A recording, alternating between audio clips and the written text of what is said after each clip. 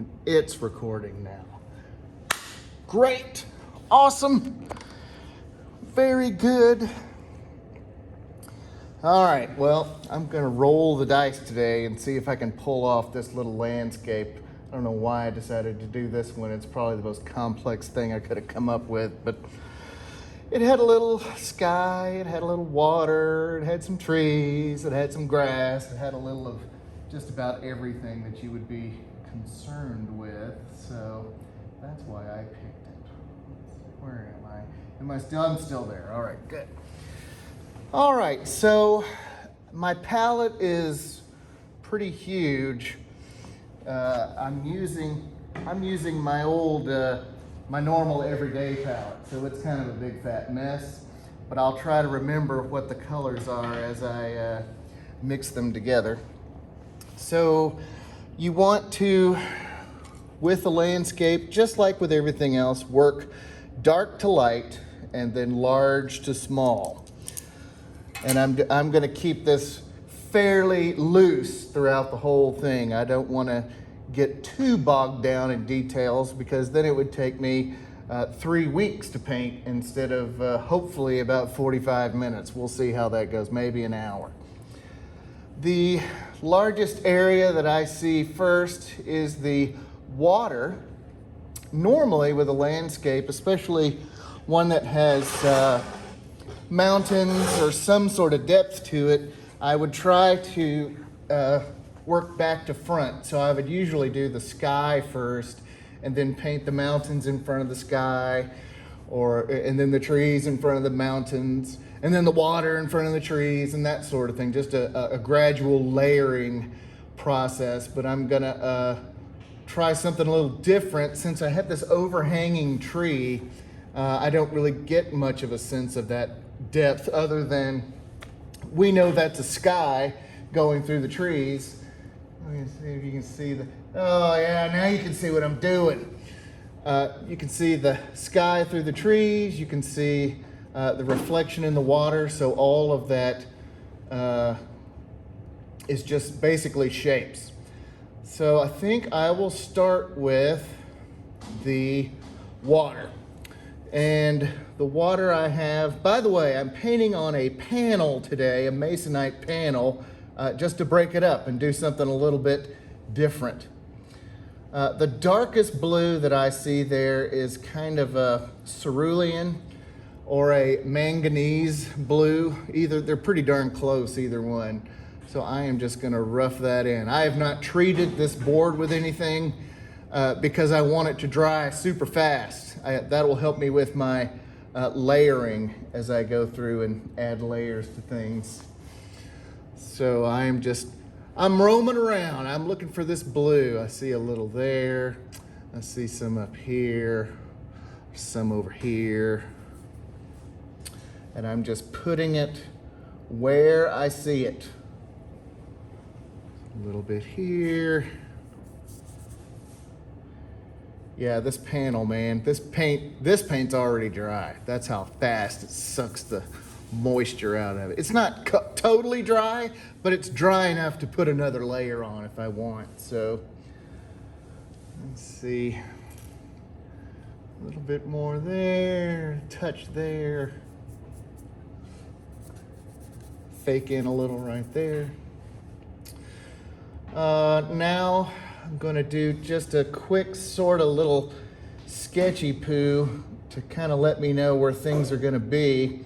And since I have a lot of green, I will use green to sketch with so that I don't have to worry about covering up. And I'm just indicating places where things will be. Normally, well, with our landscape, you see that the horizon line is about halfway. And normally we want to have the rule of thirds in play, where you've either got 1/3 sky and then 2/3 foreground, or 1/3 foreground and 2/3 sky. It's not a biblical rule. You can fudge around with that if you want to. I'm gonna raise my horizon line just slightly so that it's off center. It makes for a more interesting, composition. Thank you. Sorry, dropped my brush. So here's my horizon line. Right about there. And if I'm not exactly true to my scene, whether I'm out in nature painting in front of my subject a la plein air, or matching it up to a photo or a projection on a pad, a tablet, or something like that, that's okay. I still want to make a good picture. That's my number one priority. So now I'm going to put my boat in. The end of the boat, if I split the composition in half, the end of the boat is just to the left of that. So here's my halfway point. Here's the back of the boat. And I'm just looking up roughly how far down from the horizon line it is, and it's right around in that area. Again, if it's not perfect, that's okay.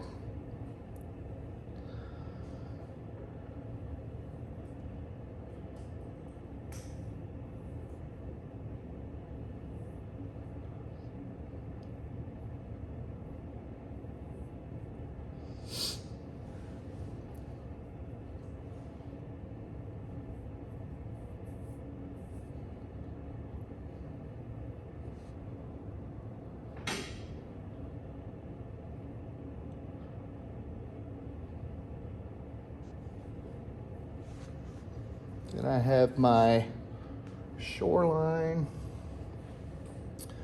which overlaps my horizon line right about there, comes down, hits around in this neighborhood, comes back here, and then turns into kind of a mottled mess down in that area.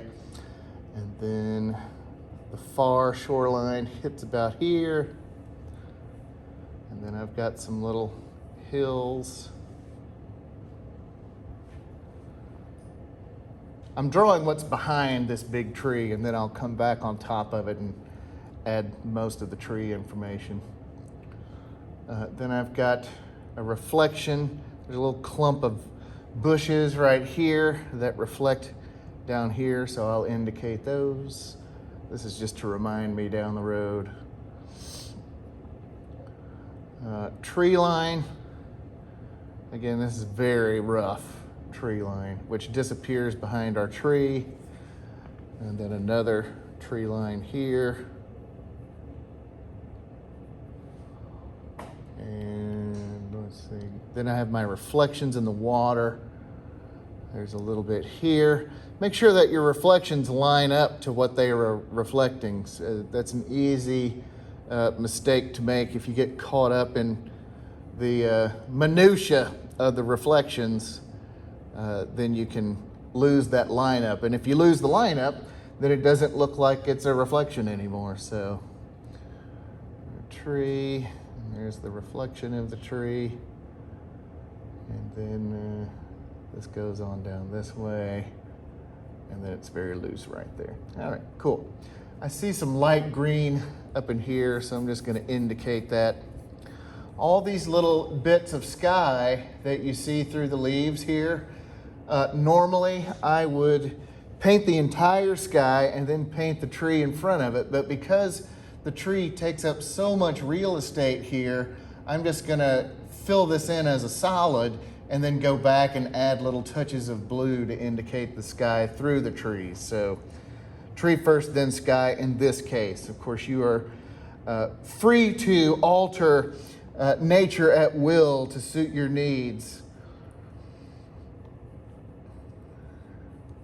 All right, I've got kind of a rough layout, so I'm going to find my darkest darks.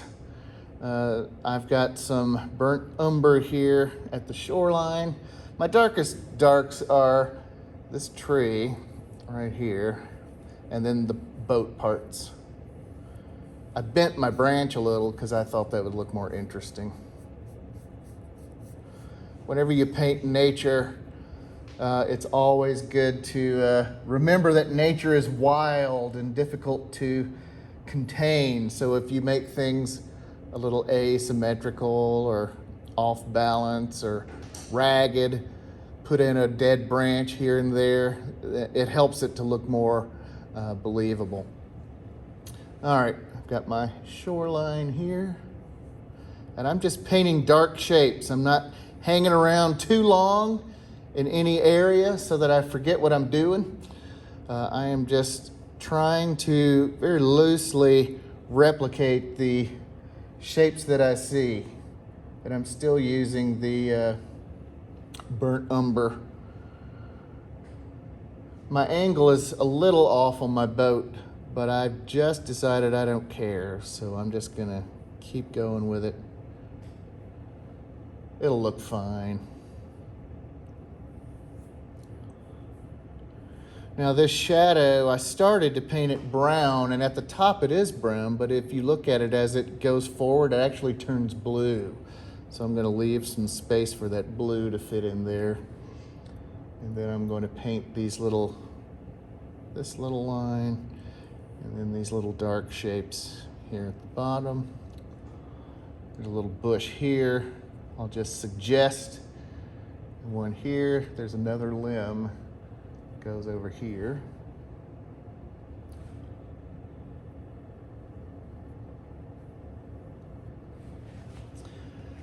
Now I think I'm going to start on my tree. I'm going to rough in those dark greens of the tree, and for that I have a sap green. One temptation you will have when you paint trees is to try to paint every single leaf, and you don't need to do that. You can just do little spots that have leaves that give us just enough information to know that that's leaves. This part has leaves, so I'll leave little bits of sky showing through. I'm just keeping it loose, fast and loose. Just like a night in Vegas at the craps table.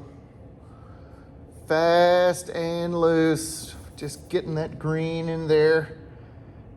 Man, I forgot how much this thing sucks the paint up. If you haven't painted on the boards yet, the Masonite panels, get yourself a Masonite panel. It's pretty satisfying. It literally sucks the moisture out of the paint while you're painting it. I just painted that. And look, I'm running my finger through it. It's just barely coming off. So that's fun. I like that. I've got some darks in this far tree line. I'm just throwing those in. Just like with our portrait and our still lives, I'm trying to work over the whole thing. I'm trying not to get too bogged down in painting in one single area, because again, if you spend a lot of time on something, you're less likely to change it, even if you know it's wrong, the proportions are wrong or something like that. Hey, I spent all that time on that eye. I don't want to change that eye. Well, then you're going to have a subpar painting, and you don't want that. It's more of our land there. I can see it in my head. It's actually already starting to come together. I'm pretty pleased with this so far. What? It looks like a hot mess. What are you doing? What are you talking about, Waterfield? I am telling you, it looks good in my head. That matters. Now I'm going to add some phthalo green, which I like. It's an extremely intense green that's almost black unless you add just a touch of something else with it. And to mine, I have added just the tiniest little daub of cadmium yellow light. And so what it gives me is this kind of electric green. It's a real dark green, like an emerald green almost. And I see it in patches, and so that's how I'm painting it. Painting it in little patches. I remember going to school. I didn't have the clothes to wear. The other kids called me Patches. Remember that song, Patches, from the 70s. Wayne Newton sang it. Jerry Reed sang it too. Patches, patches. Not really. I wasn't born. Oh, well, that would explain a lot then. You weren't even born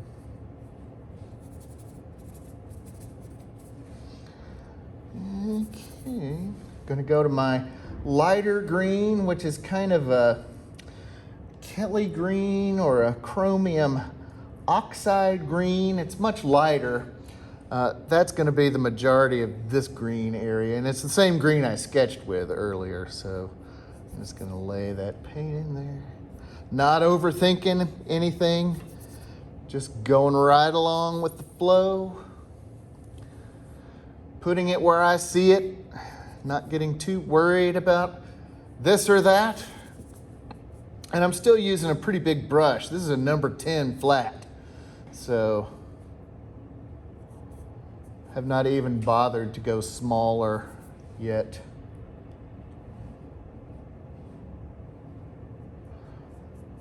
Put a little up in my tree line because there's some up there.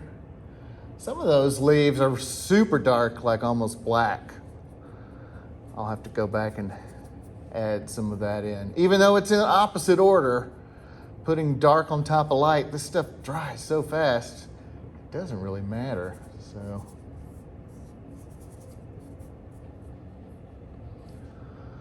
still just playing it fast and loose here, fast and loose. Oh, I see another little dark area I missed right back here along my shoreline. There's a little more there, some down here, and a little shadow back there. How's it going? Y'all hanging with me? All right, good deal. Now let's get down into our water while I'm waiting on my leaves to dry a bit. The water is pretty flat. There are some cloud reflections.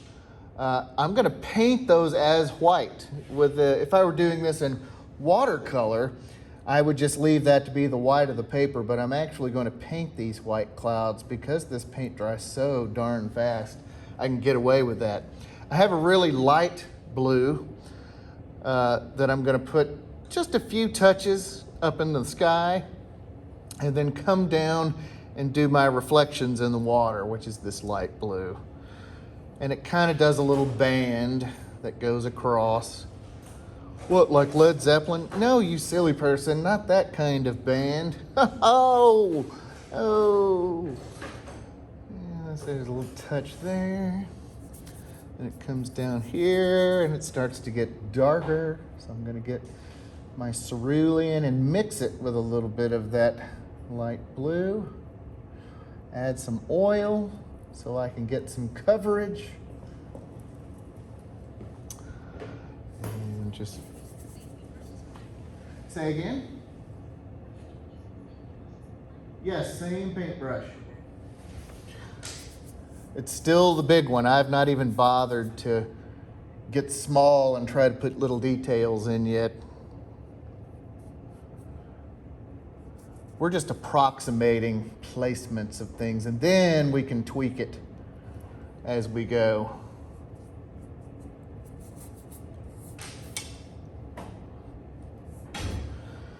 Gonna go ahead and throw in some blue in the sky too. I'm doing this main shape. I'm looking at the shape of this hole, and so that's what I'm trying to put in there. I can go over the green. It's not really picking up any of the green, maybe a little right there, but for the most part, it's behaving. It's behaving.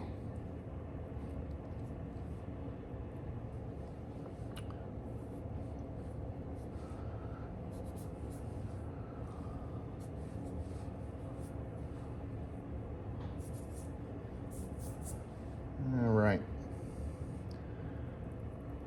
Closer and closer.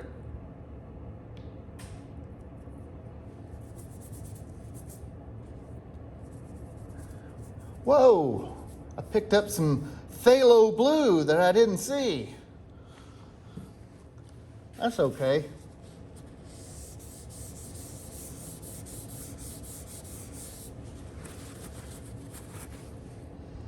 I'll just go on top of that. But first I'll rinse out my brush so I don't add any more. Phthalo blue is like phthalo green or any other phthalo color. It's extremely intense pigmentation. I'm not sure what they put in it to make it so intense. Probably an extra helping of phthalo chemicals.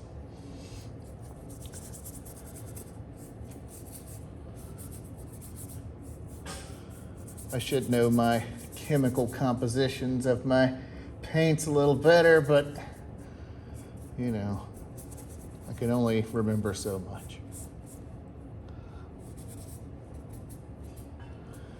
Man, we are looking good so far. Still lots of big brush strokes. I think I'm gonna go ahead and do my clouds while I'm here. Am I? No, I think I'll wait. I changed my mind. Instead, I think I'm going to go in and do some little smaller bits of the sky, and I am going to get a smaller brush for that. I've got the my favorite, the old zero-sized filbert. So versatile. Gosh, I've got blue all over me now. And violet. It's all right. That's all right. So again, I'm looking at shapes up in here. So I'm gonna put these little sort of daub shapes where you can see little bits of sky coming through. And if it does mix in with the green, I think that's okay. Because it's like we've talked about before, you're repeating colors in the composition. So it's gonna make everything kind of gel together pretty nicely. I'm going to add a little more oil to it because it will mix less with the layer underneath it. Don't forget the fat over lean technique. So pretty much all of these colors I've put down have been just straight paint. And now as I add layers on top of them, if I add a little oil, then they tend to not smear the layers underneath as much.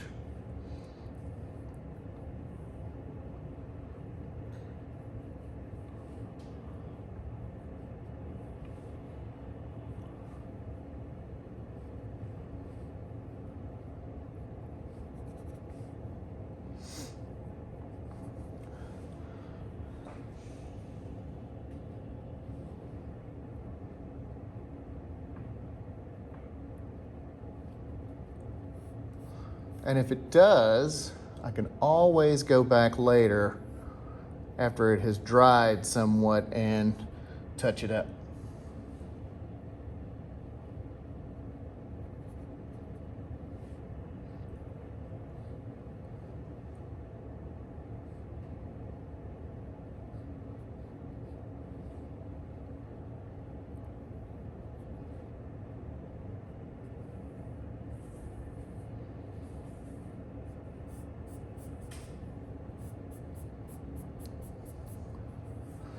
Now with this water, I don't see any waves or ripples really. There's a little bit in the clouds and some of the reflections, but for the most part, this is a still pond, so I don't have to worry about, you know, these little wave shapes or anything like that. Do be careful if you do paint a scene that has ripples and waves, because your temptation, just like with anything else, is to get sucked into mark making, and so you end up, oh, wave, wave, wave, wave, wave, wave, and then what you end up with looks absolutely nothing like waves. So beware.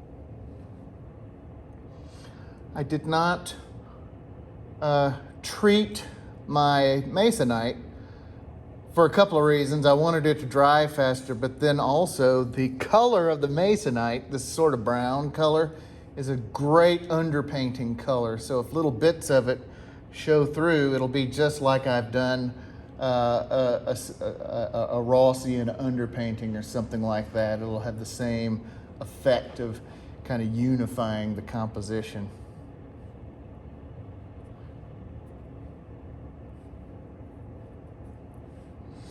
All right, I think I'm going to lay in some yellow now.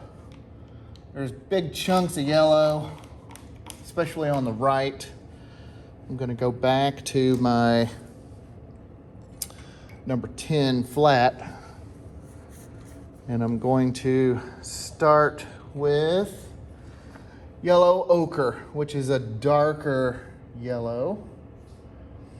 It's very close to chrome yellow, which I also like, which is a little, it's not a color normally people get, but Van Gogh used it a lot in his yellows, and so I kind of like it.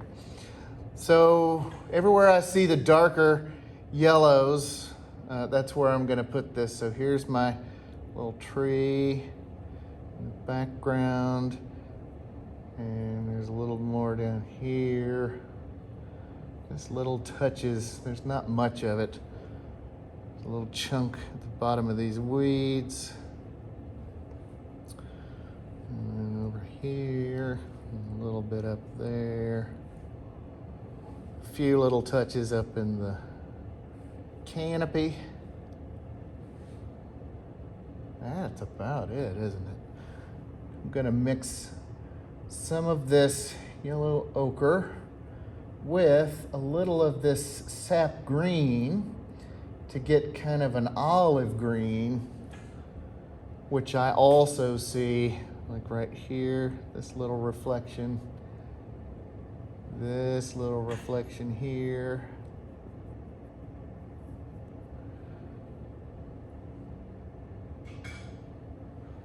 And there's this little guy. Oops.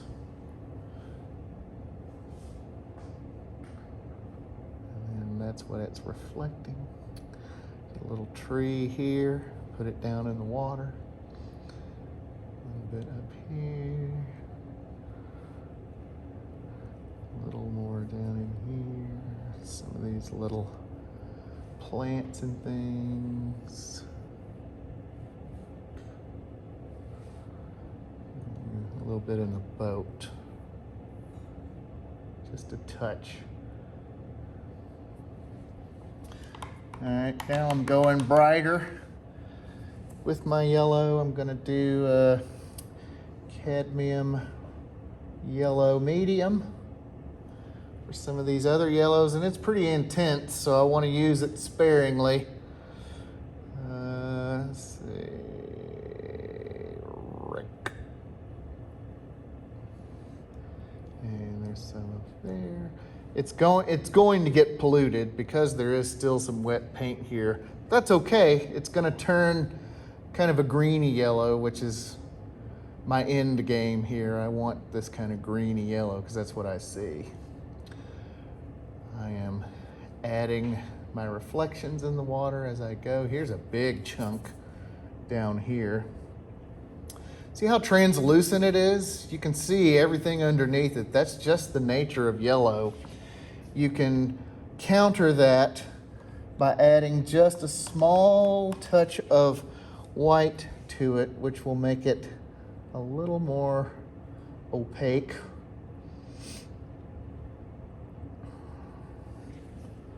Should that be what you want? And it is what I want.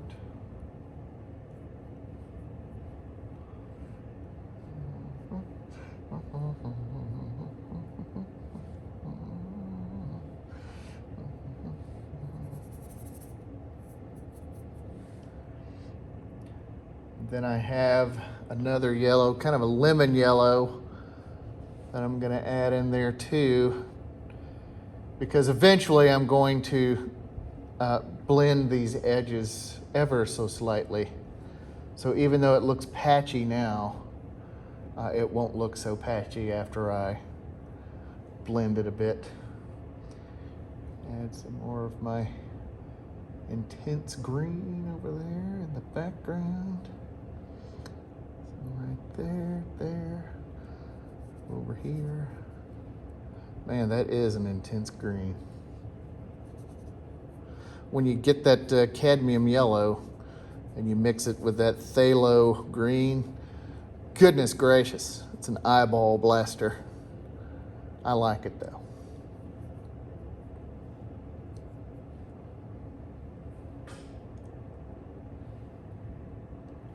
I see a few touches of yellow through the leaves here. So I'm gonna add those in. And I'm just gonna do this solid little reflection of trees here. Yeah, so far we're on target.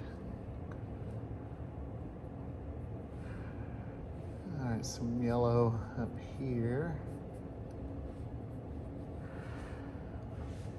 All right, I think I will do the boat. I want to do the white last because it's gonna pick up everything else, and so I want to have all my other work done beforehand. If I look inside the boat, this wall of the boat is kind of a little pinky color. So I've got some alizarin crimson and some white mixed together to make that kind of pink color. I think it's going to be a little more intense than I want, but it's all right. I can always tone it down.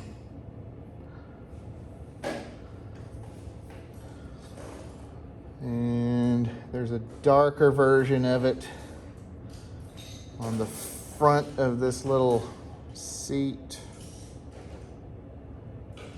here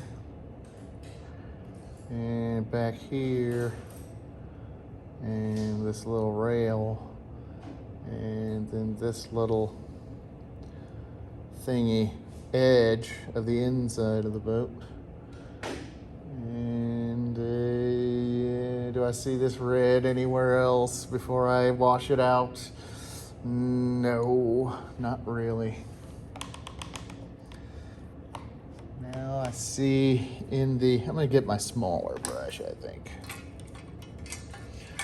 Here's the number 2 flat. I'm going to keep working on the boat. That cerulean blue, slightly lighter on the outside here. That kind of blends into sort of a black color this far back. And then there's a reflection in the water inside the boat. And a little touch on this outer rim. Right there. And some more in the water. Now I'm getting into some more detailed work. There's some there, and then it comes down here. Then the boat comes in, and then it comes back out.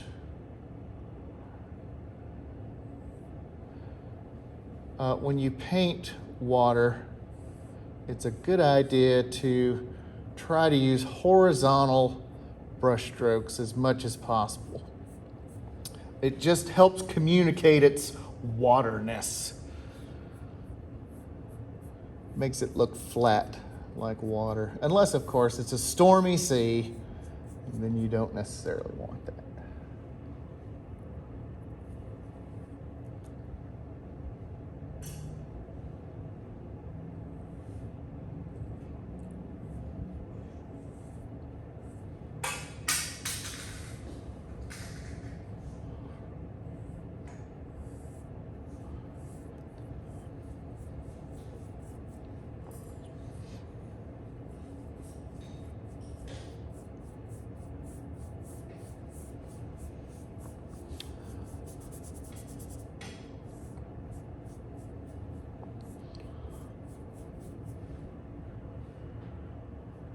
I'm gonna be crazy now and put a little cobalt blue right here in the foreground. If you don't have cobalt, you can use ultramarine. It'll do the same thing. I just see this really super intense blue.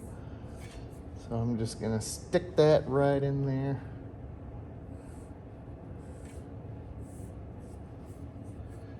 Level it all out with some nice horizontal brush strokes.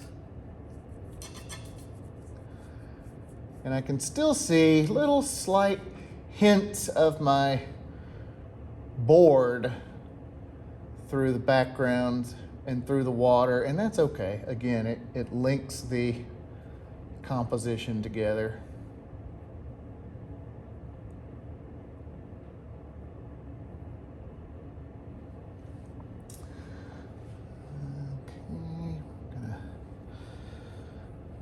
Fill in a little bit of the blue in the sky here.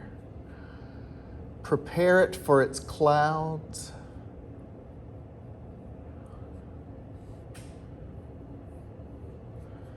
Just smoothing things out.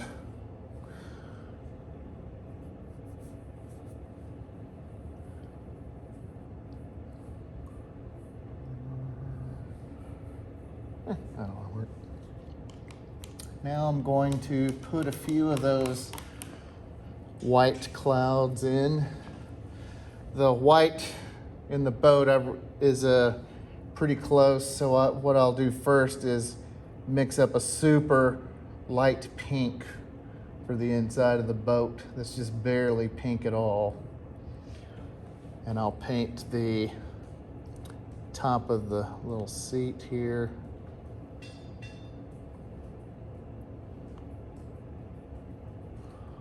And this little bar. And the front of the boat down here, which is lighter. This far rim.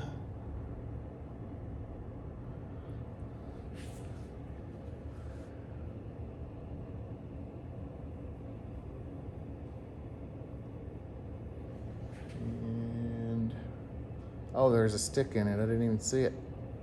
Boom, there's the stick. There's a little touch of orange in the floor right here, so I'll stick that orange in. It's okay if it gets a little muddy. You're just saying that because it got muddy and you're trying to cover your tracks. Maybe. Get off my back about it. No, it is okay because life is a little muddy. These colors are not necessarily as intense as they are coming straight out of the tube. So if you need to tone things down sometimes, that is perfectly fine. I'm getting just a little touch of chromatic black. You could use Mars black, you could use ivory black. Ivory black tends to work pretty nice in landscapes because it's got a little bit of warmth to it. So now I'm going to just paint in the darks of my boat.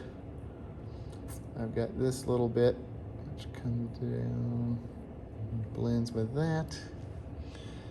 And I've got some dark little shapes here, which if I put that dark edge next to the boat, then boom, the boat pops forward because it's lighter. A few little dark shapes back there. Then I've got my shadow of my boat down here, which I'm gonna pull up that cobalt blue again and draw in the shadow of the boat. And again, ultramarine blue is a good substitution. Just from about right here. And it kind of comes down like that.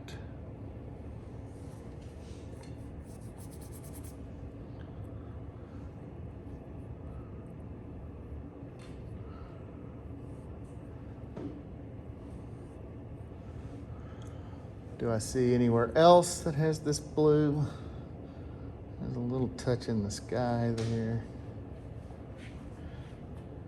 A little bit more up in here, I think.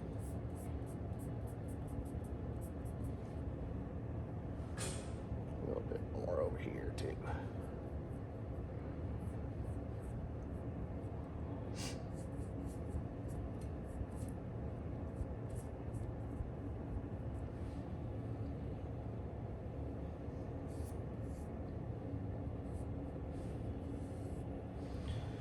All right, now then, do some of my white.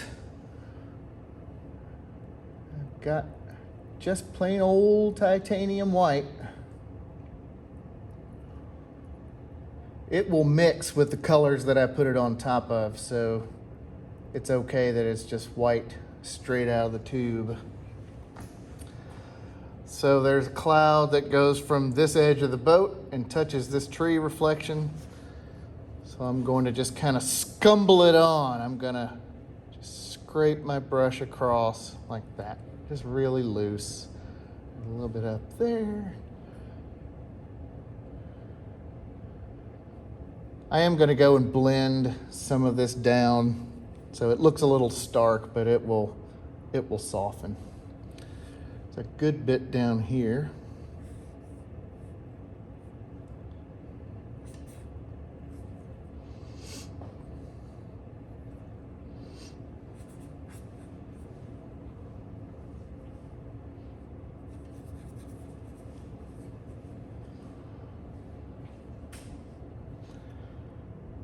And these are a little wavy. I'll just make them a little wavy. I'm just putting the brush on its side and then just scraping it across. Not like a pencil, but just really loose and organic. Now, since we're doing water and I've done the reflections in the water, I need to make sure that my clouds in the sky up here match up to these down here. So here's this, and then there's that, and so here's that little cloud. And then got this guy, so that'll be that guy. And you can't see these over here, so it doesn't matter.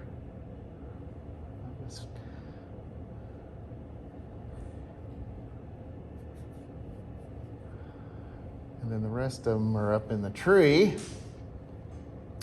And there's some here.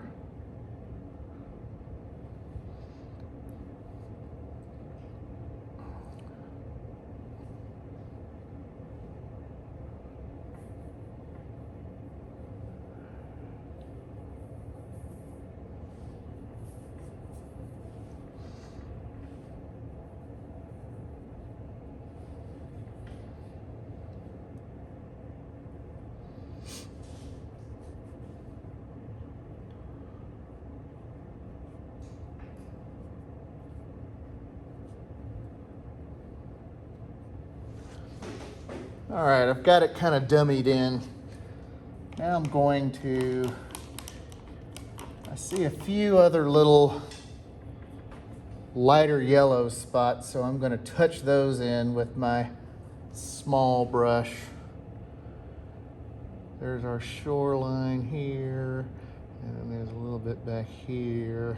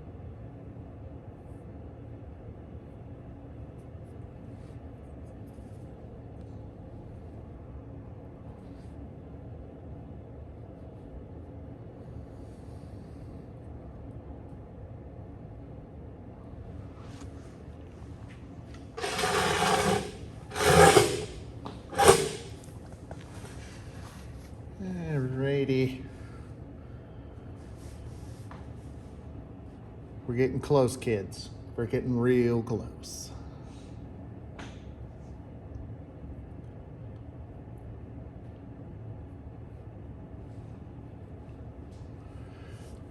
All right. I have a dry brush that's a bright. And remember, the brights have where are you? There you are. They have those shorter bristles. They're great for blending. This is a number 4 bright. So now I can go down in my clouds and just sort of barely touch around the edges,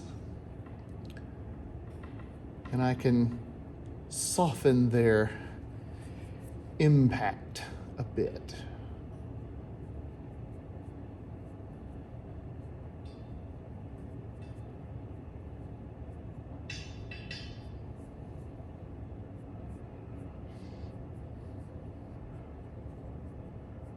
And I'm doing horizontal strokes again because I want it to look like reflections in the water.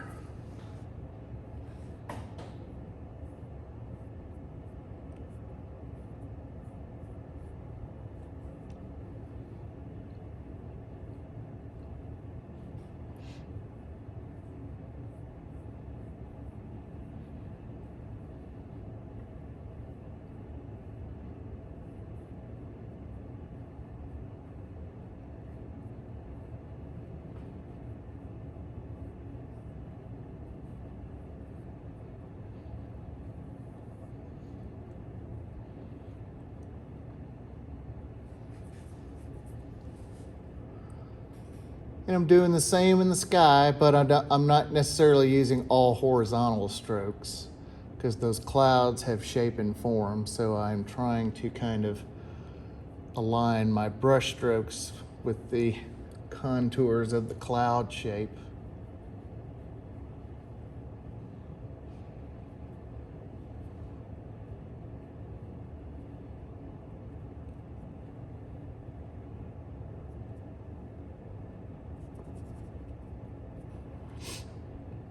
And I'm kind of done doing that, so I'll add a little touch there. Now I can go and sort of smooth out some of these reflections in the water. It won't take much. I see a hole I forgot to fill. This intense green. And then there it is in the shoreline. A little bit back there, so I'll just throw that in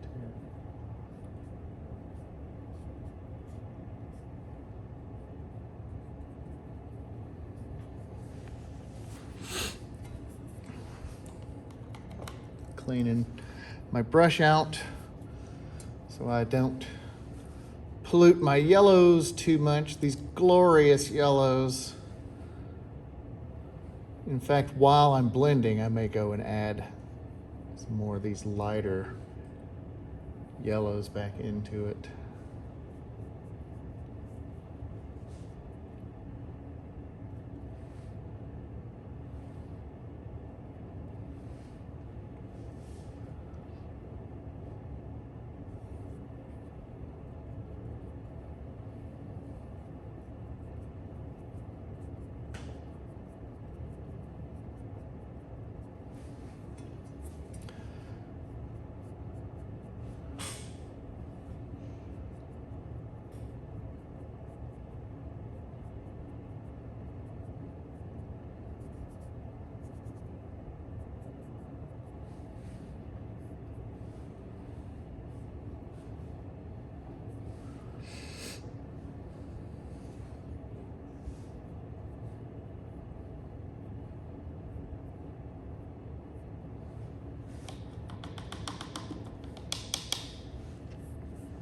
Going back to my smaller brush, I'm going to get small on some of my yellow shapes. Just with little bits of contrast, little bits of texture.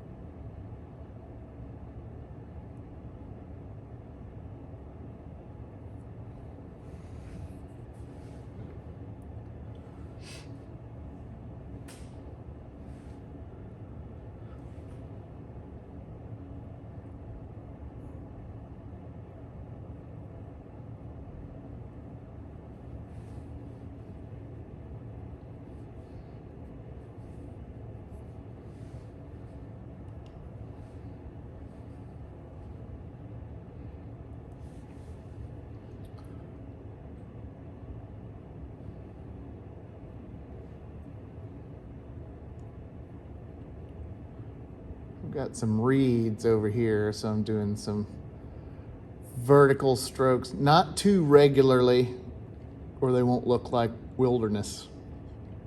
Break them up, do them unevenly and asymmetrically.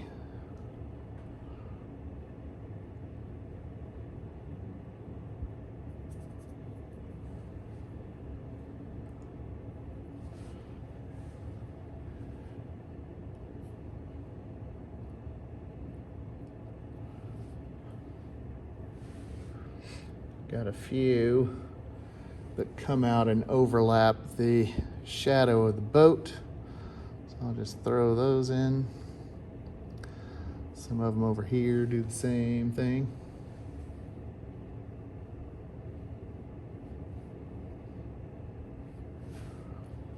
And then I have some grass. I have some grass growing right here in the middle of my painting.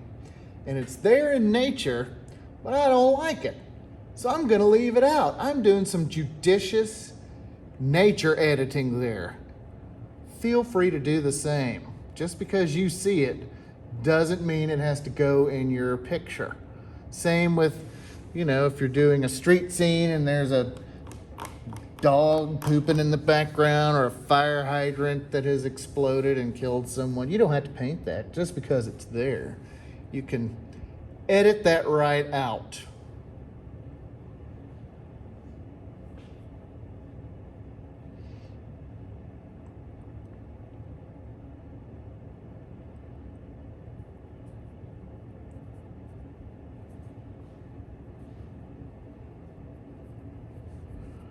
I'm just covering little touches of our board that I still see. Big pieces. I don't care if little tiny bits show through, but I'm trying to cover up the little ones.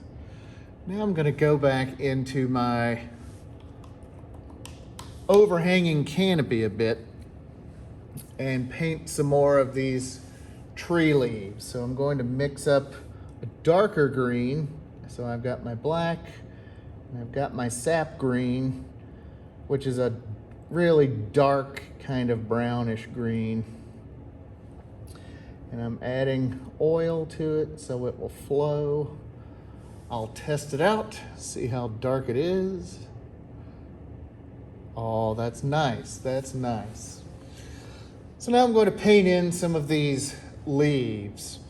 I've got big clumps, so it looks more natural. And now along the outer edges, I will add these smaller brush marks, which will read as leaves as well. And when we have these little small marks, our brain says, well, if those small marks are there, then they must also be up in the tree itself. And they are. But you don't have to paint all of them because, see, you've fooled your viewer into thinking it's there by giving them just enough information so that they can come to their own conclusions about everything else that's up in the tree. And if it doesn't quite get dark enough, man, I am going to throw some direct black right up into those leaves.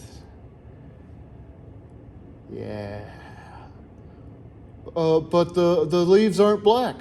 I don't know why I think people who ask questions sound like Patrick Star from SpongeBob SquarePants, but for some reason that's what happens in my head. But Mr. Waterfield, the trees aren't black. That's right. But there's enough green around it that these black marks I'm making will read as dark green. Your brain says they're dark green, but in reality, they're black.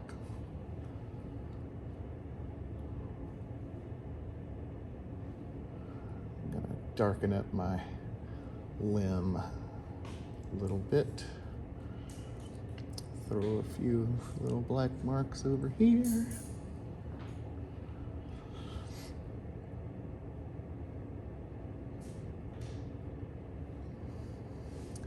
I'm implying pattern without painting every single leaf. I'm just kind of giving you the shorthand version of what's what. And I'm not doing it in regular spaces. These are very random. Some of the marks are small, some of them are a little bigger. Some of them can point this way, some of them can point that way. Some of them overlap each other and clump together. Some of them are very separated. It's just like nature. Just what nature does. Very random, very surprising.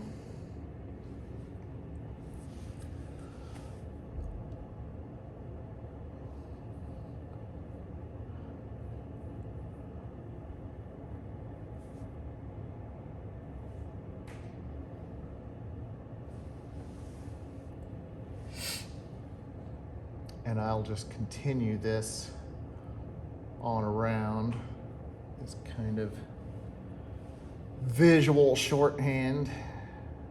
I won't paint all that interior because that'll take a while, but over here, I will bring it down.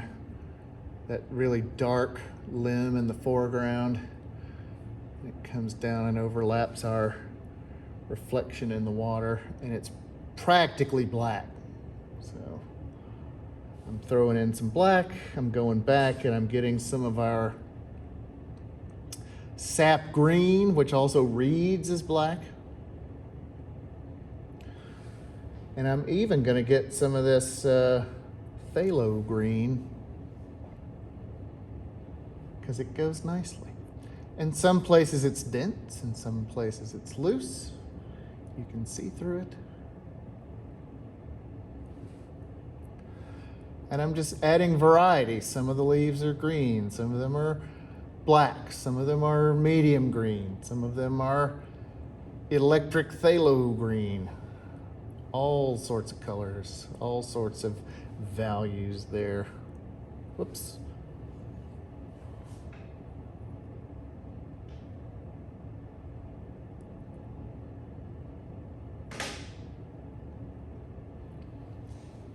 And I see some darkness back here, so I'll pick up my dark sap green in this tree line. I'm painting around these trees in the foreground so that the dark trees behind them will kind of push them forward.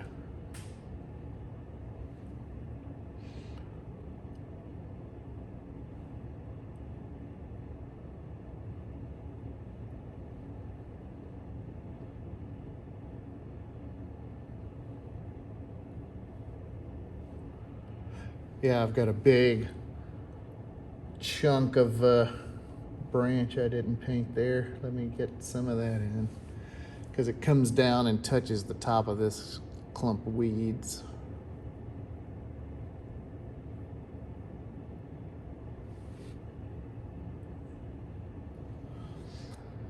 I didn't take this photo. I just found it on the internet. I stole it. But Mr. Waterfield, you told us not to steal things. Things should always be original as possible. It should be our own stuff.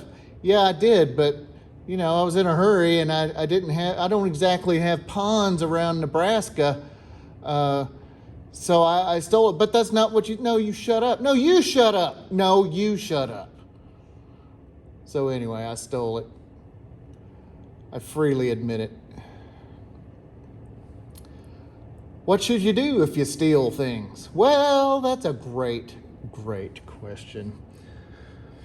If you are going to, as an end result, put this in your grandmother's house or give it away as a present or something like that where not many people would see it, I would say nothing. Just paint it and have fun.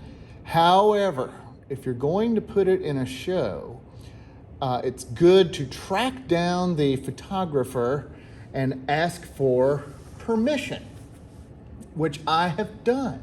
And every time I do, the photographer gives me permission. It's flattering to the photographer to be asked to loan your imagery for a painting. They like it, you like it, and then you're covered legally if there's a copyright issue down the line. You enter a show, they want to use it on a brochure or something like that. You're covered, you're good to go. So always good to ask. Never hurts. And if they say no, then you know what? It's the internet. There's probably 100 more that look really close to the thing that you found originally that you want. So, all right, just a few more little touches, and I think we're about done. Some dark right in there, and a little more dark here, and some dark under there. Oh, the inside of my boat. Forgot the inside of my boat. Can't do that. And it's that light pinky color. So I'll just fill that in. Dunk, dunk, dunk, dunk, dunk. Yes, it does help if you make those actual sounds with your mouth while you're painting and go burp, burp, burp, burp, burp, burp. All that helps. Oh, there's a tour going by. I don't know if you all can hear it. Aimless High School and junior high school students walking by, being cool. All right, let's see here. Anything else I want to do? Maybe a few little darker touches in these trees, something like that. I don't know. This is the point where I would go and I would leave it, and I would come back the next day and see if there was anything that I missed that just speaks, hey, you forgot this, you forgot that. I've been too close to it for too long, so there's more than likely stuff I can't see. So it's good to get away from it, come back later, go have a drink, or what have you. And so now, if we back up from it, I'll back you up. Let's see. Oh, that's better. Can you see it uninterrupted there? It comes together. The eye blends everything together, and it looks super awesome. And there's a lot of little detail things that I left out, but you know, you've got time to add those in yourself later on. Does that make sense? Did you get everything from that? You need more? No? Sick to death? Ready to go to sleep? It's nap time. It's nap time. All right. Well, that's all I have for you. If you have any questions, just shoot me an email or something, and I'll be glad to give you input. Next week will be fun. It's going to be an abstraction that I'm going to paint on the fly. Yeah, we'll see how that goes. All right. Thanks for coming in, and I will check you all later. Bye-bye.